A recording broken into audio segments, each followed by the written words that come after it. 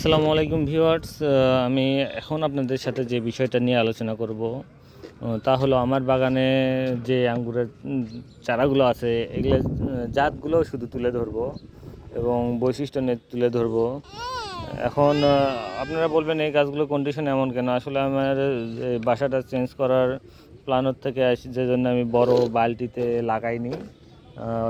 ভিডিওতে দেখতে পারবেন অনেকগুলো বালতি এখনও ফাঁকা আছে। বাসা পরিবর্তনের ক্ষেত্রে অনেক কষ্ট হবে। প্রথমে দেখায় এই গাছটা, এটা হলো ভিএইচডি আঙ্গুর। ভিএইচডি ইন্ডিয়ান যে লম্বা হয় ওই আঙ্গুরটা। এটা হলো রেবিকা সিডলেস, এটা হলো হ্যালোইন, এটা হলো দাসুনিয়া, এটা হলো কোবের 5B, এই দুটা হলো মিত্র ব্ল্যাক, এটা হলো ইনটু B2, এটা হলো গ্রিল লং, আর এটা সবুজ মিষ্টি জাতের একটা আঙ্গুর। এটা হলো আপনার ব্ল্যাক ম্যাজিক, ব্ল্যাক ম্যাজিক না, এটা মাস্কট হোয়াইট, এটা মাস্কট হোয়াইট, এটা অ্যাকেলো। আর এটা আমার স্ট্রবেরি ফ্লেভারের আঙ্গুরের গাছ। এখন মোটে 3 জাত সেট আপ হয়েছে। যেমন এটা হলো উভা ইতালিয়া, এটাও উভা ইতালিয়া, এটা হলো অ্যাকেলো, আর এইটাতে আছে রেড আরহাম, আর বাকিটা স্ট্রবেরি ফ্লেভারের। এই মূলত 4টা জাত এখন এখানে এটা হলো আপনার দাসুনিয়া, এটা হলো ফ্লেমি সিডলেস,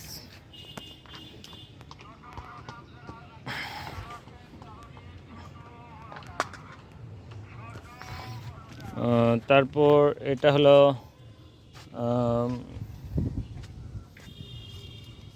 ব্ল্যাক ম্যাজিক,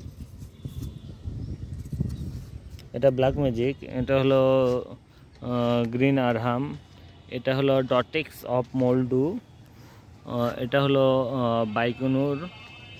বাইকুনুরে ফুল আসছে। এই যে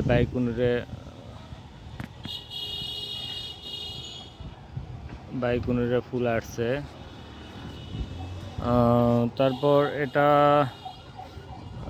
এটা দেখা আগে, এটা হলো আপনার ম্যাটিও। তারপর এটা হলো অ্যাকেলো। এটা দেখাই, এটা হলো আপনার ডুবস্কি পিঙ্ক, এটা হলো ডিকসন, আর এটা উভা ইতালিয়া,